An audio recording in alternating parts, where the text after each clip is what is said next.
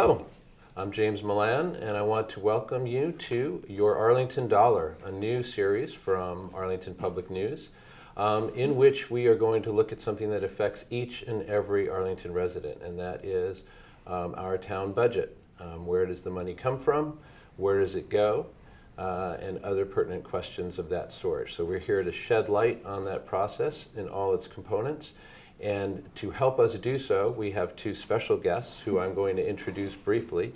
Annie LaCourt is a software systems consultant and a longtime Arlington resident who has raised two children here. She also is a longtime town meeting member and a former Board of Selectmen, former Selectman.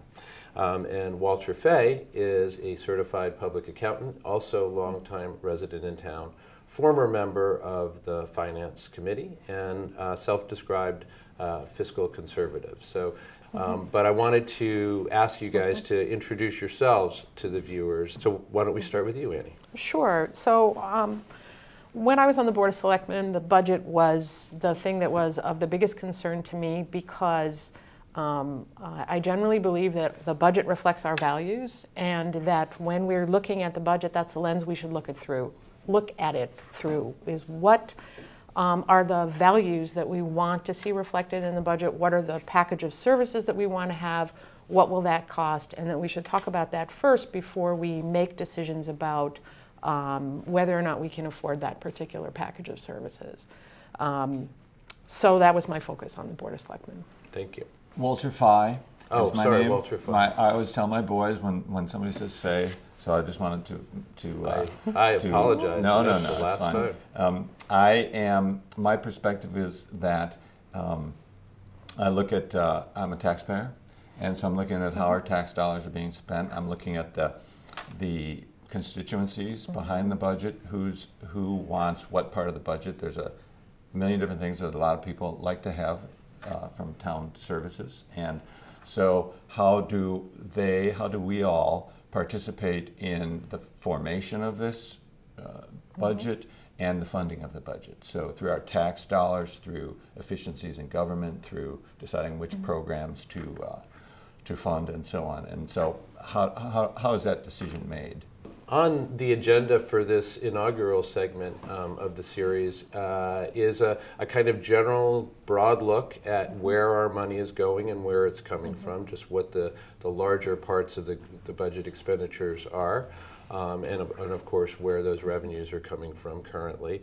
And then talking about the town growth rate, which has been set, which is to be changed this year and next year. And we'll talk about that, and then talk about perhaps projections into the future as we're looking over the next 5 years or so, out over the next 5 years. So in order to do that, we need some tools and a kind of common set of data to look from. And we'll be using for those purposes the visual budget, which is available to all Arlington residents, accessible to all online.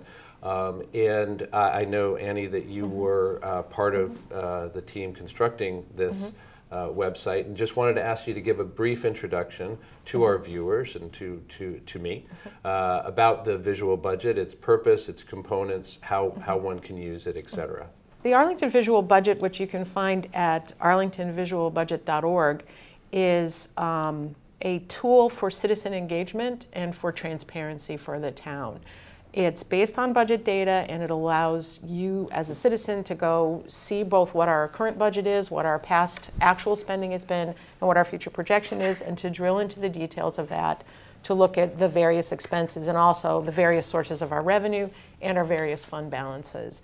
And it was something that was built pro bono for us by Involution Studios at my request, with the participation of the town manager's office and the finance committee and various other stakeholders.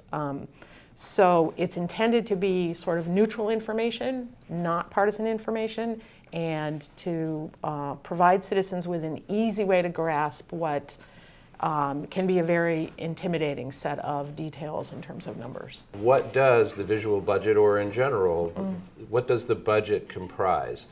Specifically, what are the largest components of the expenditures that we are making as a citizenry for our town operations and services every year. I think Annie's probably the one to do that best, but I mean, I think my sense of it, from what I understand, is that the school gets the biggest chunk of the dollars of the budget, and it kind of filters down from there. There's police and fire, which are big components of the budget. There's insurance, health insurance, and pensions, which is a big component of the budget. And so, you know, I think this tool is excellent because you can just look right at it and say, okay, you know, the school's getting 55 mil or whatever they're getting this year. So, my sense is just the general sense of where the money goes. So. Yeah, so those are the largest components of our budget. I think when I was on the Board of Selectmen, what I used to say is that 90% of our budget is public schools, public safety, and public works. And about 10% of the budget is what we think of as general government, which is all those offices in town hall, and so on and so forth. But that assumes that you're rolling things like the health insurance and pension benefits into those areas of the budget because that's where the people are. Right. If you look at those as a separate component, then those are large drivers of our budget, in addition to some other mandated expenses in the school budget. Okay. So. And on the revenue side, where is the money coming from? The vast majority of the town's revenue comes from property taxes. 75%? 75%-ish.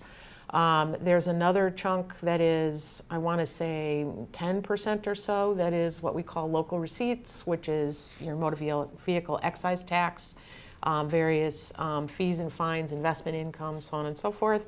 And then about 15% of the budget is assistance from the state. Okay, I noticed that almost nowhere in there is any kind of commercial tax revenue. Is that because it's the percentage that comprises at this point is just negligible? Right.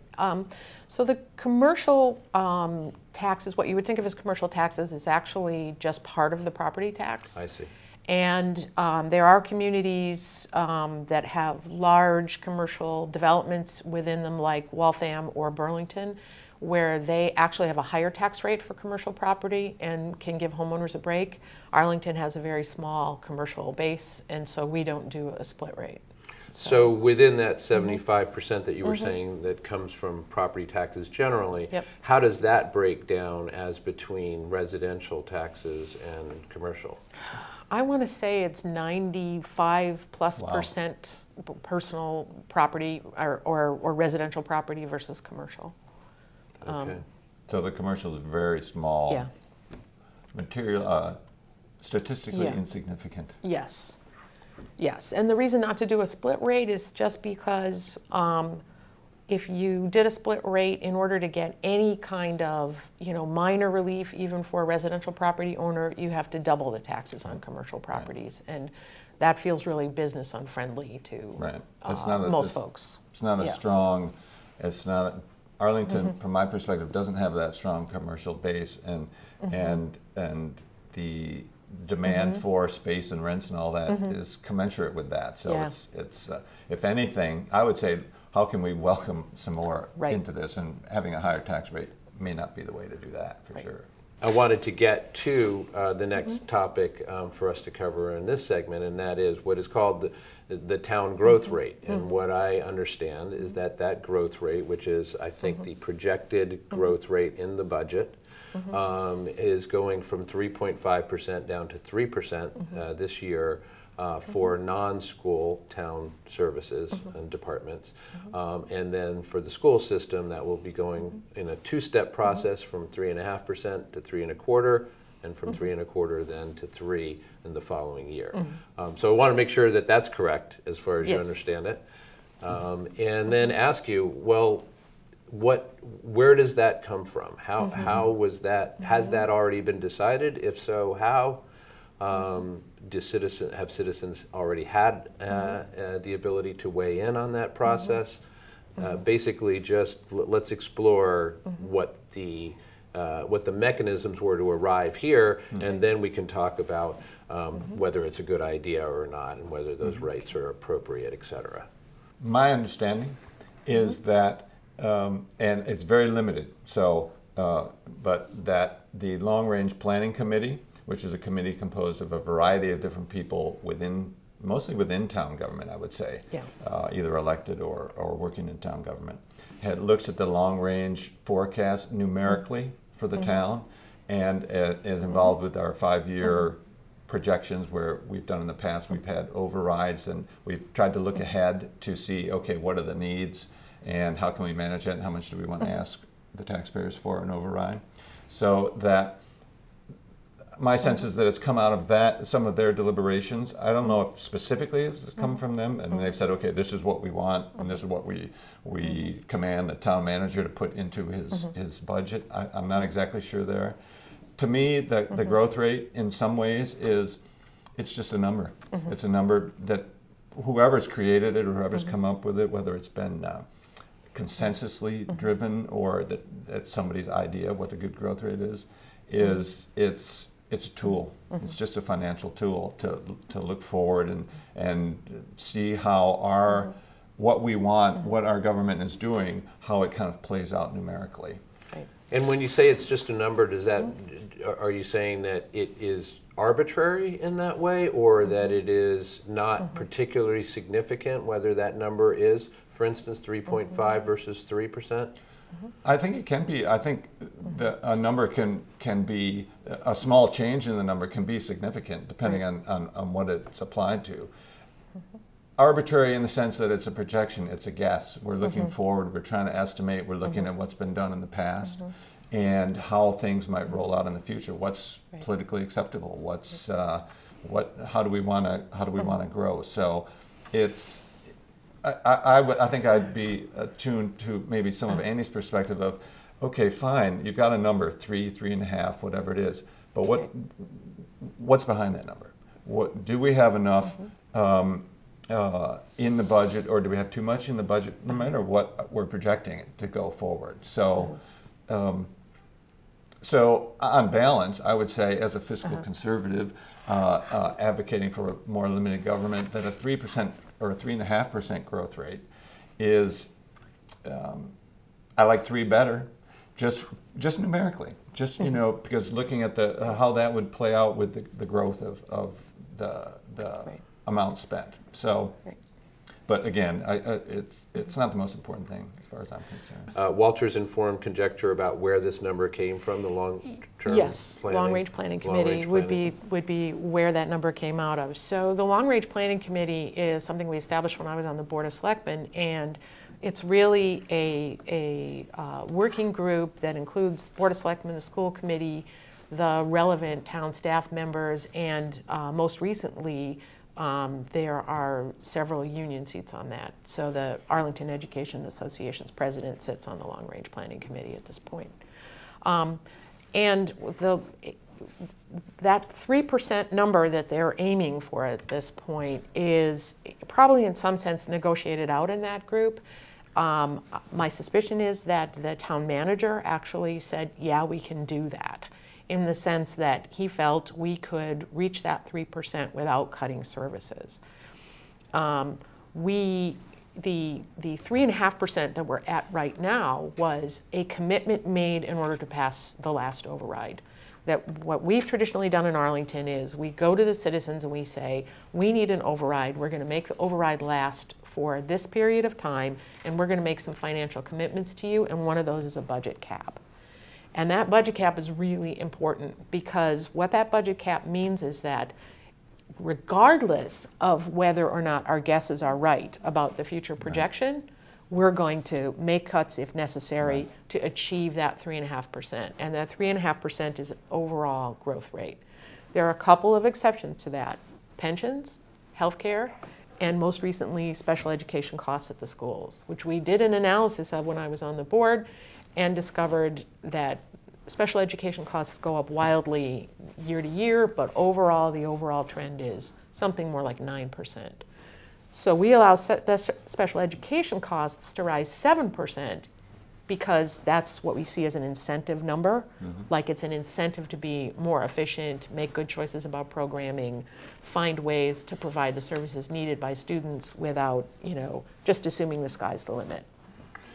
And the 3 and 3.5%, whatever that Yes. number is, functions Yeah. the same way, basically. Yes, it functions the same way, and it is a limiter. So my concern with 3% would be, have we really thought about 3% in terms of the package of services that we want and we need to provide?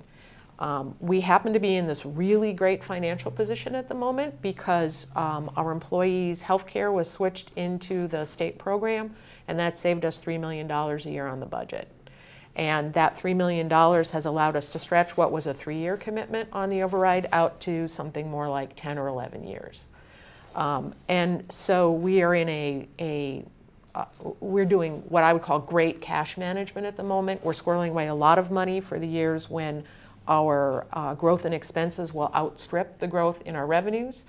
And my biggest concern with that decision is that I think a periodic adjustment through an override to our revenues is appropriate if what we're getting is a set of services that we want. And I'm concerned that we are now so concentrated on the growth rate getting down that we are not looking at really, are we providing the quality services that we want in all areas of the budget. I'm particularly concerned about the schools, which I think will have a very hard time meeting that target.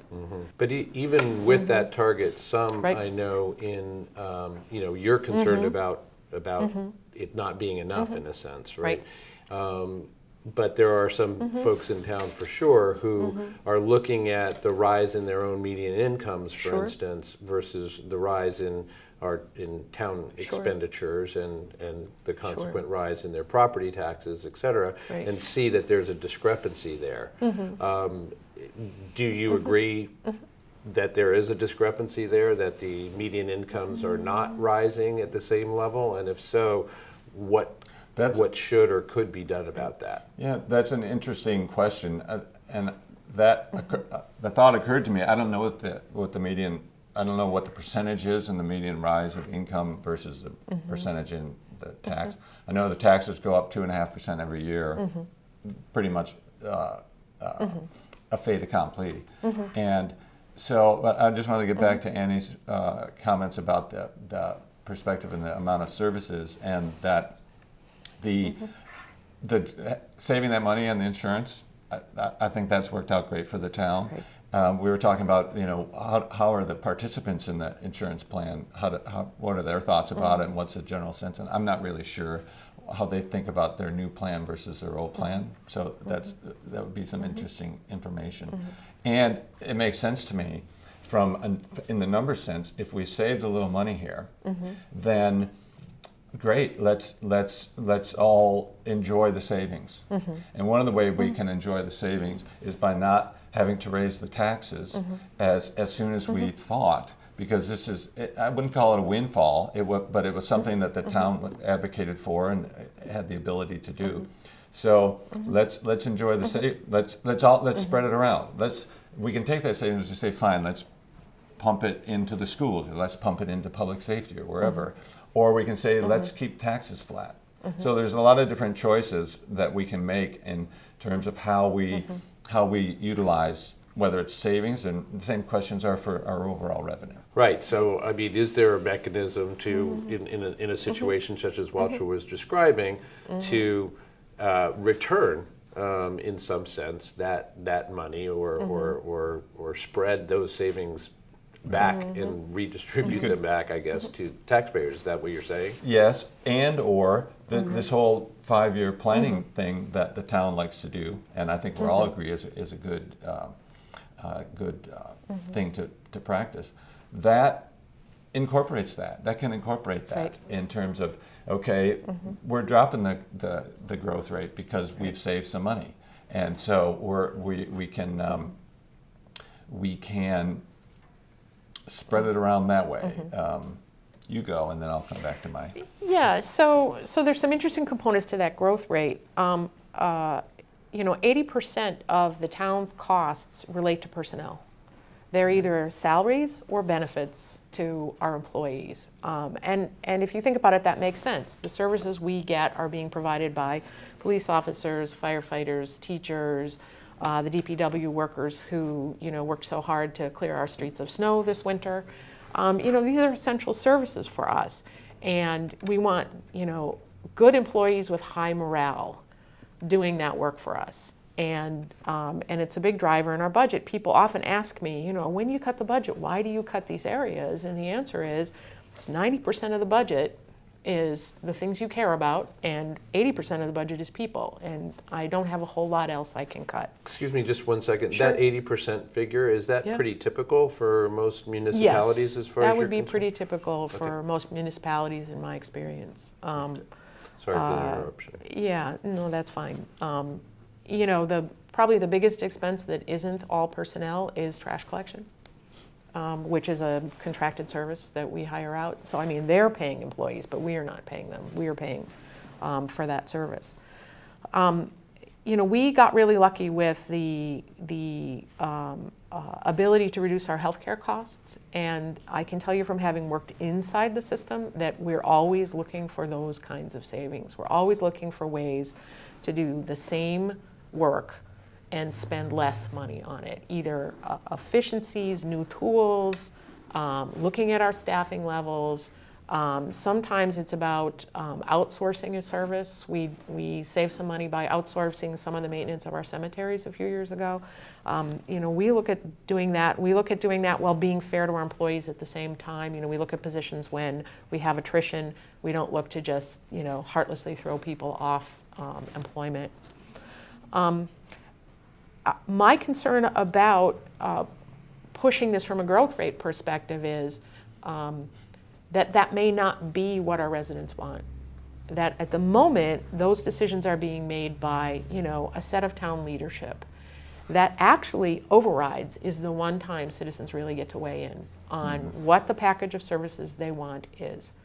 And that's always framed as here's what we're going to cut, or here's what we'll preserve based on whether or not you're willing to support a jump in your property taxes beyond the 2.5%. So one of the important things to remember about revenue for the town is that if 70% of our revenue is property taxes, 70% of our revenue can only go up 2.5% a year. And if 15% of our revenue comes from the state, we have no idea whether that's going to go up or down in any given year. It depends on how well the state is doing and what the focus of the legislature and the governor are. Now, we got, I think, a little bit lucky with Governor Baker that he was a selectman in Swampscott and he wants to preserve state aid to municipalities. And so we haven't taken the kind of hit we might have in what's a really tough budget year for him this year. But there's no guarantee of that for the future. We've had years when we had to cut 8% out of our budget because our state aid was cut by that much. Right. I think Annie raises a great point, which is what does the citizenry want? And my perspective on the budget and the town services are there's constituencies behind a vast array of services that are offered by the town. There's people that care passionately about the schools, public safety, and that there's many people that work for the town and that have a vested interest in the money that's spent in the town. And we absolutely want to have people be efficient and productive and love their jobs and be happy. And so also I look sometimes at the town government, the town governance process and say, okay, yeah, we're always looking for efficiencies, and sometimes we find them and sometimes we don't. And that this is the town, our town representing itself to us. And so it has sometimes I wonder, is this true? Are we being more efficient? Are we not being more efficient? Do people, are we attracting the good people to this town, and are the wages fair and so on? And that's because there's so many different constituencies. It's so hard to know what does the town of Arlington want for itself. That's why I like this idea of, I like looking at these long-range projections. I like looking at, okay, if we're going to have a need based on how we're running things now, and everybody gets to say, in some shape, form, or manner, if you're passionate about the schools, then you can run for school committee, you can go to the meetings, you can be involved in some way. I think, you know, that's a great opportunity in this town, or in towns in generally. That I like the idea of, okay, so since, depending on who you're asking, they want all these different things, and so there's not particularly a top number if you start adding all those things up. So I like the idea as from the citizens' perspective of saying, okay, as a town, and this is where we get to decide an override or some other way of town. Here's town government. Here's what you get to spend, and you know you've got all these constituencies. You've got all the people that are passionate, involved in some shape, form, or manner, and here's the pie. And you're the pros, you're the passionate ones, you're the people that know and work at this every day. And so between all you professionals, all you employees, you figure out what's the best way, because we trust you. You know, we're paying our tax dollars, we like this community, we want it to be better. And here's your pie, take it and do the best, and then we'll let you know how you're doing from time to time. Right. So I think what I hear you saying there is that you would favor a system, or you think it would, I don't know, work out in terms of overall equity and transparency maybe a little better if the populace in general were able to kind of set what the size of the pie was. Right. Rather than leave it to the different departments and constituencies. Right. Rather than, the mechanism as I see it now is the town in the governance of the town, whether it's the town manager, the selectmen, the people on the committees, the people that come up with these budget numbers, they bring forward an idea and present it to town meeting and say, okay, we want to ask for $9 million for an override, and we want your approval to do it. And certainly town meeting, which I'm not a member of, and Annie can speak to better, you know, has input and gets to vote that up or down. And so, but the town comes and says, okay, here's what we want. Right. And then so it's up to us as the citizenry to say, okay, yeah, we'll buy it, or no, we don't want to have it. I favor a perspective where, for example, if after all the deliberations are done and we come up with this idea that in 2019 or 2020 we're going to need $10 or $15 million more to continue the same level of services. My perspective would be, okay, this is being presented to the citizenry by the town. Now, you're asking us for 15. How about if we split it? And as citizens, we'll give you 7.5. And you, as the town managers and the professionals and the people that run the town, you find $7.5 million of savings within the current budget. So we're sharing. We're sharing the burden. We're sharing the responsibility. And it's a way for us as citizens to say to the town, here's your pie. Here's your ballpark.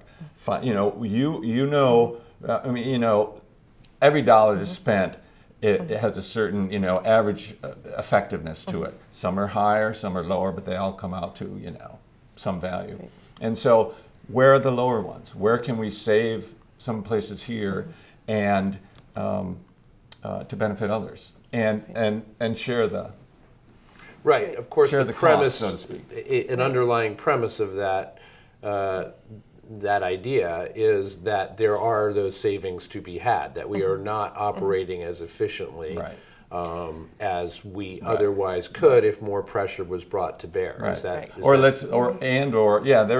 that's premise, and or let's try this and see if it comes up with a good result. Right.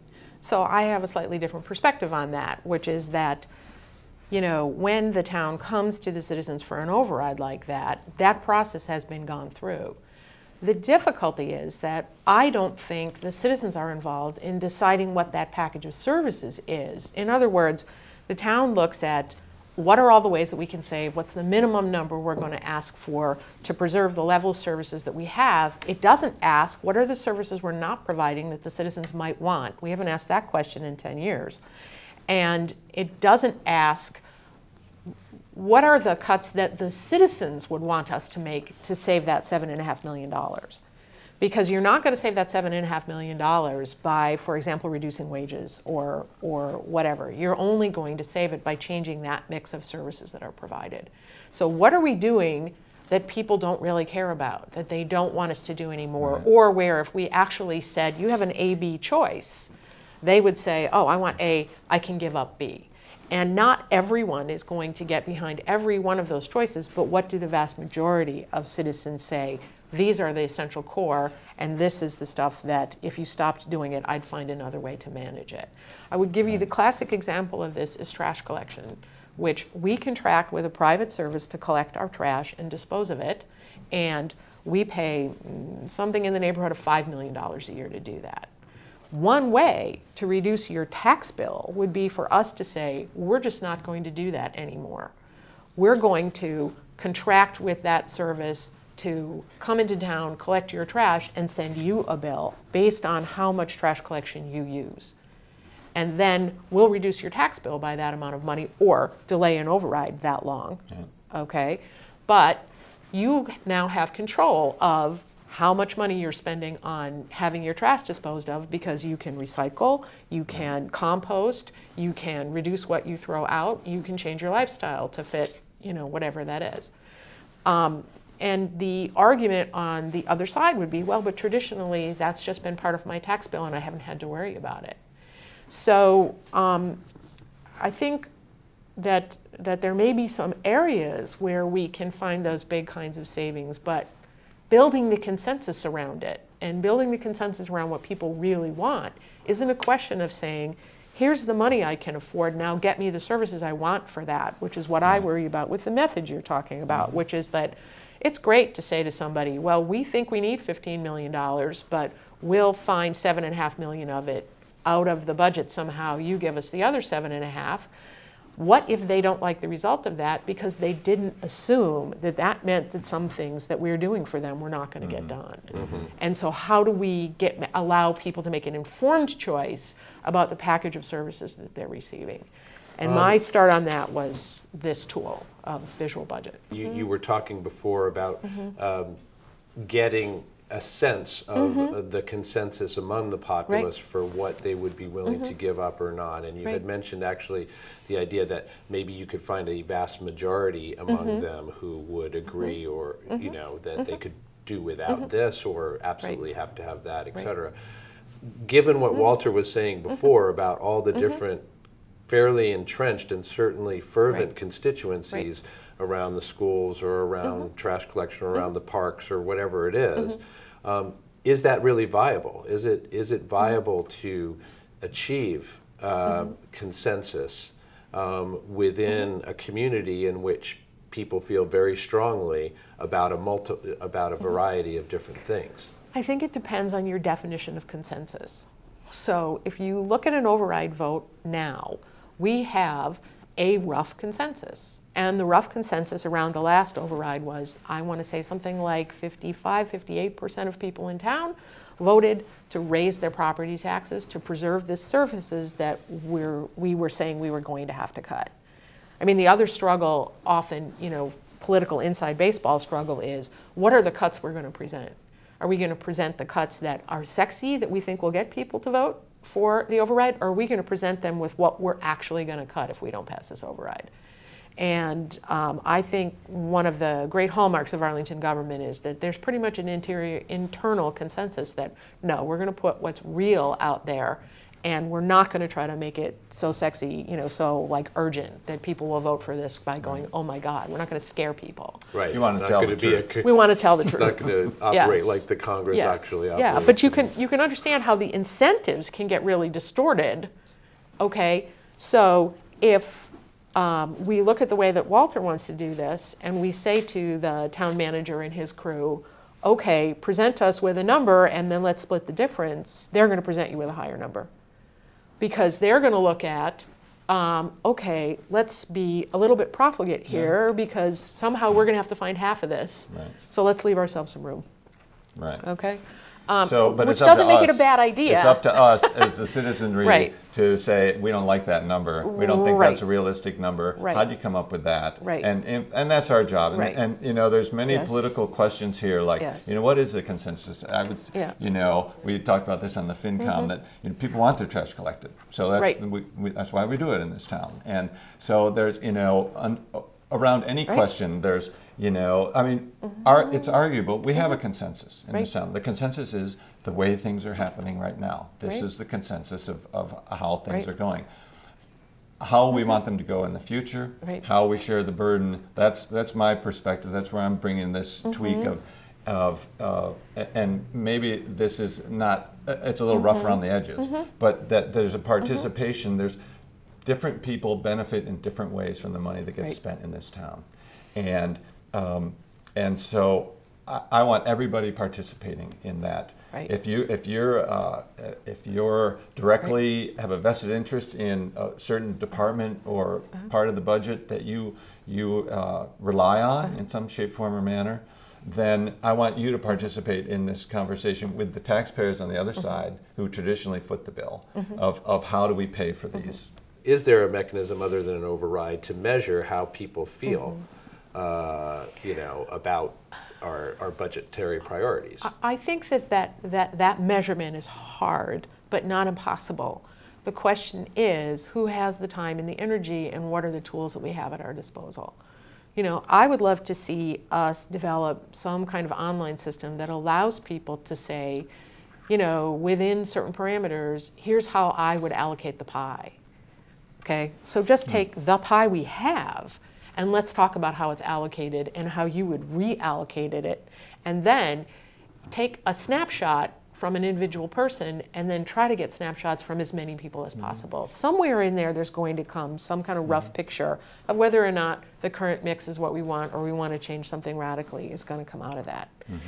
I think the difficulty is in finding a way to present the ability to provide your snapshot without influencing it in some way. So you can't just do a survey where you ask, you know, if you had to choose between this and that, you can't just do an A-B to kind of get at that. You actually have to give somebody some rules and a mechanism to say, here, more money on this, less on that, and tinker with it, which is essentially what FinCom does, what the town manager does, what the school superintendent does, when they're looking at what am I going to do with the pie that I've got. You know, what you're talking about, which is, you know, take your resources and then allocate them, that's how budgeting works, right? Nobody goes to the superintendent of schools and says, tell us what you want to spend this year and we'll find the money. It's the other way around. They go to the superintendent of schools and say, here's how it's looking, here's your number, tell me what you're going to do. And then it becomes, you know, the political leader's responsibility to hold open forums or you know, public meetings to introduce those ideas to the citizens, and they tend to not be very well attended. And I think that's the busy lives issue. But if you could see something like that on ACMi and then follow it up with some online mechanism to say, here, more of this, less of that. I don't like this cut you're making, replace it with this. What I find is that if you talk to people about, you know, the services that are precious to them and they say, oh my gosh, and usually it's when you're cutting the budget, don't cut that. Don't cut the crossing guards. Don't cut the librarians. Don't cut you know, more police officers out of our police force. Don't reduce the minimum manning for firefighters. All the things that people get, you know, concerned about. If you turn to them and you say, okay, what do you want me to cut instead? The problem is they don't have an answer. Or they have an answer, but somebody else doesn't want you to cut Doesn't want you to cut that. So that's a challenging question. Right. And I think the idea of having like some online tools and doing, I mean, I think the town, as a citizen, you know, how the town goes about communicating, I think they're doing a pretty good job, you know. And I get phone calls and I can go on the web and you know, so there's, I think we maybe have some infrastructure there that we can use that in a more gauging public sentiment kind of way, which I'd be all for. To get back to your question, I don't necessarily think that an override vote per se is a bad thing. You know, it's a way for people to weigh in, and I like the fact that the town is looking forward, whether it's a 3% or a 3.5% growth rate, and you know, when you look at that 5-year projection, you see this big red number at the end of 5 years, and now's the time to be having the conversations about, okay, how do we, what's that going to look like? You know, what's the override? What do we think? Based on our projections, our ideas, our guesses about how things are going to go, what's up for the town's taxpayers over the next few years, and engaging that conversation now, and coming up with creative ways of doing it, other than, okay, here you go, here's your override, we need the money, and please, may we have it. Right, right. And here's the things we've already decided are the things that will go. And you don't get to say, well, instead of cutting those things, if you were cutting these things, then I would not vote for the override. Do you know what I mean? Or vice versa. And I have to say, as a stereotypical tax and spend liberal, although I hate that label, okay, because that's not really what the liberal perspective is, but whatever, if you want to look at the other side's characterization. I love Prop 2.5 because Proposition 2.5 makes everybody think about what their priorities are. And in Arlington in particular, because we don't have a lot of new growth and we can't get crazy about this, we have to have this discussion about, is this stuff a priority for us, or do we want to give up some services every period? So I actually think the idea that we would somehow get our growth rate to 2.5 and then never have to have an override vote is bad for the community in terms of citizen engagement and our understanding of the budget and our knowing that we've made the kind of choices we want to make. The periodic reset is an opportunity to have the discussion. So one of the other communities whose budget I'm sort of familiar with is Waltham, because my sister-in-law was on the school committee there for a long time. And they have never had a budget cut, and they have never had an override because they have so much commercial new growth, okay? And so one year, the mayor decided, just because she could, that she wanted to see if she could get the teachers to pay more of their health insurance. And there was complete panic over the split rate going from teachers paying 5% of their healthcare costs to paying 7% of their healthcare costs. And my response to that was, oh my God, why are Arlington teachers not quitting and going to Waltham? So, there's something good about the conversation, okay? Doesn't always get me the result that I want, which is, more services and to be more generous with our employees. I just want to pick up on something that Walter was saying in his last comments about how, basically looking out 5 years, what the question, what are the implications for Arlington taxpayers? And with that, I just wanted to return to something that I brought up earlier, but we didn't have a chance to delve into very deeply, and that is this idea that whether it's 2.5 or 3 or 3.5%, that the budget itself is rising. Does that correspond with the rise in median incomes? I would argue, from my own experience, and those of the folks that I know best, our median incomes have not been rising at that level. So do we as taxpayers over the next 5 years and into perpetuity simply have to accept that we are going to be paying greater tax rates than our income is matching? Is that simply the way that it is? I would say no. No, the town does their projections at 3.5%. And there's much bigger questions here too, right? People want to live in Arlington. It's driving the prices of real estate up, and so it's attracting it's harder to afford to live in Arlington. And so, will some people ultimately move away from Arlington because they can't afford it because we have a 3 or a 3.5% growth rate? Absolutely possible. Other people will move in. So there's bigger forces at play, but as a resident, you can certainly you can put your 2 cents in on what you think about that growth rate and be heard, whether or not you're going to be part of the movement that carries the day. So I think that there's a big danger in concentrating on that growth rate and concentrating on pushing the number down as the goal, and that is that the conversation about what are the services you want gets lost. Okay, so classic example for me is that we have 7 elementary schools and none of them has a librarian in their library. So what's more important to us, that we get the growth rate down to 3%, okay, or that we restore some librarians into our elementary schools? You mean full-time librarians? Any librarian. There is no librarian. There are library aides. But there is no full-time certified, went to school, knows what they're doing, librarian in any elementary school in Arlington. Whatever the growth rate is, Right. if it goes from 3 to 3.5 or the other way around, doesn't mean there's going to be more librarians in that school. The constituency that's behind that aspect of the budget will advocate for it. Right. And they may get it at 3, they may get it at 3.5. It's not a fait accompli that whichever way the growth rate goes, that any political constituency is going to carry their day in terms of how that resource is being spent. No, I agree with you on that, except that again, all the trade-offs are relative. Okay, so the question is, without an increase in the budget, to say, okay, we're going to add back some of these services that we cut years ago. And I'm not saying that this is the most important one or that schools are the only example of this. You know, we also no longer have, or at least last time I checked, we no longer have a dedicated traffic unit in the police department. So any one of these services that we've cut, if we want to restore it, we have to look at increasing the budget or cutting some other service. Right.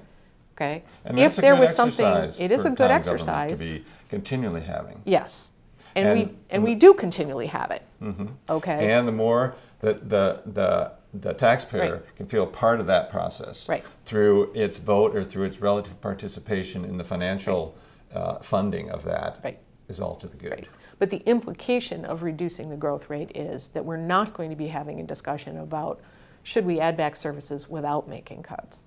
And that's the discussion that we're going to miss because we're concentrated on pushing that growth rate down. Okay. Would we have that conversation under any circumstances? We have not had that conversation in a long time because of the downward pressure on the budget. Okay. And so that has always been a difficulty for me, is that I keep waiting for the day when we feel like we can have that conversation. I had hoped with the healthcare change that we might be having that conversation instead of having a conversation about, oh, maybe the goal of never having an override again is in sight. So the conversation is, what relative services do we want within the consensus that it is now? That's where I think having a pie, setting a pie, encourages town governance, people that participate in it, to have that conversation systemically. So I think of it as having two stacks. So you have a stack of here's the money you can spend, and here's a stack of the services that money can buy, and you build this stack by putting the thing that's most important to you first, and then the next thing, and the next thing, and the next thing, and eventually your stack of services equals this. Now you add the rest of the stack on, and then you say, should we reprioritize this? Okay. And so we never have the conversation about the stack. All right. Services. Exactly. Right. Because the pie is the pie. How can we have that conversation? That's that is the question as well. I have to say. Right. Because so my perspective is that encourage the town and its staff and the people that are providing the services to the town to have that conversation in their departments, in their committees, in their hearings. As often as possible, and have them have the incentive that if they don't have that conversation, then we as taxpayers aren't necessarily going to fund the fact that since they haven't had that conversation and they haven't maybe found some savings in the budget, that we won't fund their whole request. If you get to here with your stack of services compared to your resources, and you still have 10 things that are really important to you to add to the stack, okay, can we have that conversation where we go and instead of saying we need an override because we're going to avoid cuts, we say we need an override because there's 10 important things we're not doing, so we need to come up here. Won't the political process, though, as we approach whenever the next override is, doesn't that get incorporated in some shape, form, or manner? I can tell you absolutely from having been on the inside of all of those conversations, it is off the table. Long range plan, I've never been. Because that's what the political will is. Off the table. It's off the table because the political consensus is that the residents of Arlington will not ever vote to raise their taxes to add back services or to add new services that may be important to them. So we're not even going to ask. So when we set the rate for the override, it's all about preserving the current services from cuts. It's never about, and here's 5 things that we, by projecting the future, think we ought to do that we want you to support. So you disagree Yes. with that perspective from Yes. however the override vote Yes. comes down, through Yeah. the selectman, through the town manager, through the town meeting. I think that that's the slice of the conversation I think we never have. So let's look, for example, at, you know, we have in the schools, we're undergoing a technology transformation. And a certain amount of that technology transformation has been funded through the capital plan. But there are some big chunks that we're fundraising for in the Arlington Education Foundation. We're trying to raise $150,000 to pay for 3 computer labs, one for the art students, a digital arts lab, one for the science students, because right now they're trying to share computers with the computer science department, and one for an additional classroom for tech at the Ottoson. All of them very much needed, okay? And probably all will eventually get there. But we're going to raise that money because nobody feels like they can just go to the financial powers that be and say, hey, there's a whole new way of teaching out there in the world and a whole new set of skills our kids need. You need to give us this money so we can catch up. Okay? And so my concern is that the reason we don't have those conversations is because everybody's being a realist. Nobody's dreaming. So what we have sliced off the top, okay, as much as 2.5 gives us the advantage of saying focus, focus, focus, it also means that nobody's willing to dream because they're all feeling like, well, that's a waste of my time. Or I'm not going to get it. They can't afford that dream. But we don't know whether or not, so when I was in graduate school at the Yale School of Drama and I took scene design, Ming-Cho Lee, who taught scene design there, used to say, design without regard to the budget. Because you don't know what's important in your design unless you put the whole design on paper. Then the budget comes in, then you cut the things that are not essential to your budget. We never design according to Ming-Cho Lee. So we don't know whether or not some of the things we might be dreaming of are more important than some of the things that we're preserving when we say, let's just hold an override to preserve the services. So I think our common ground, your common ground, and my common ground is that we're never redesigning from the ground up. But part of the reason we're never redesigning from the ground up is because the same sense of exhaustion that prevents people from saying, let's dream big, let's talk about what we would add, also prevents the redesign discussion. One of the ways I look at government units is it's kind of like the tax code. It's not exactly the way we planned it, but this is what it is. Yep. You know, 100 years later, here's our thing. Yep. And so my perspective of encouraging that thing to, I mean, I think we can line up here that encouraging that thing to look back on itself to find where where things are more essential or less essential. There's a lot of resource in there, and my perspective would be let's call the resources here that we have that are on the table that we're already paying for, and let's continue to dream and do both, right? And so how do we actually get that? How do we get this pie that's on the table to become more efficient, to allocate its resources differently, so that if a particular constituency, a school, the fireman, the clerk, whomever, has something they want to do, that it's kind of like somebody was asking me the other day how I felt about a carbon tax, and I said I'm not against a carbon tax. What can you trade? Right. Right. You know what? I don't want my taxes to go up. I don't necessarily want to pay more. I don't want to I don't want other people to have to pay more. So if you want a carbon tax, what can we trade? What can we swap? Right. Where can we allocate our resources? And that's what I'm advocating here. Right. Yeah, it sounds so. Listening to you both, I'm just going to try and synthesize some of what I've heard, and then you let me know if that's at all accurate or not. It sounds like both of you are accepting the idea that there is a pie of a certain size that makes sense in a way, and that you, Walter, in particular, are also willing, not in particular, but that you're willing to look at the allocation of services within that pie and seek feedback in whatever way from the citizenry, so that can be their own priorities, collective, can be reflected in that.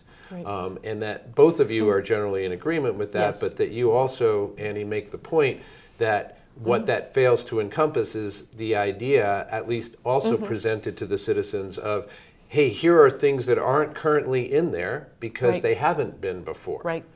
But they're possible, and you should hear about them, and you should weigh, you should decide whether they're actually more important to you than some of the things that are in there.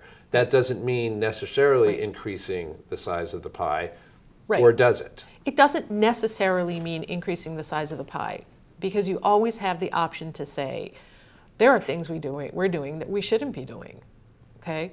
So one of the things I like to say in talking about, government, big government versus small government in general is, look, it's not about whether the government is big or small, and it's not about whether your taxes are high or low, or whether we're spending more or not spending more. The question is, what is the proper role of government? What do you want them to do? And is that what they're doing? And if there are things they're doing they shouldn't be doing, let's just stop that. And that's not a liberal or conservative issue. That's just how we all ought to feel about what government is doing. Right. So, And I totally agree with that. And that the question is, how do we, sorry, I lost my train of thought, but what we want our government to do, and how do we encourage them to do that? Right. Do we add more money to the pie? Does that encourage the goal that we want to have? Does that encourage our town to operate more effectively, or can we engage? Can the citizenry engage in that process in some other way to have a better government? But I agree with that. I think that's a great perspective of, okay, so what do we want to have, and what's the most effective way to move toward that? Right. Exactly. So I just wanted to invite the two of you, as we are, as I said, nearing the end here, to bring up anything that you feel is important and that we have failed to cover. Understanding that we will be back here again for the next iteration, with which we will look at the Community Preservation Act and its implications for the town budget. But before that, I wanted to invite last comments from either or both of you.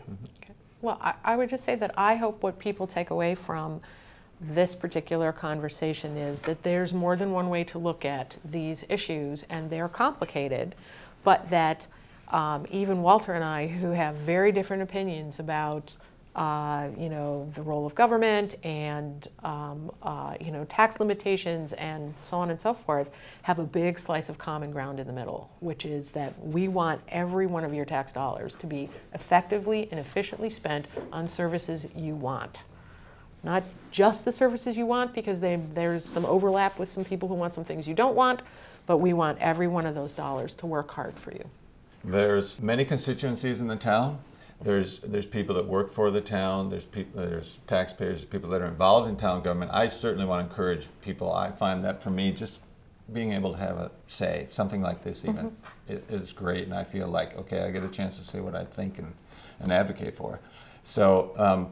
There's many constituencies, and what are ways that we can balance together our participation in making these decisions. I sometimes look at the town and how it presents a budget. Okay, this is what the people that work for the town, the people that are receiving the resources of the town budget, this is what they think is best for us, the citizenry.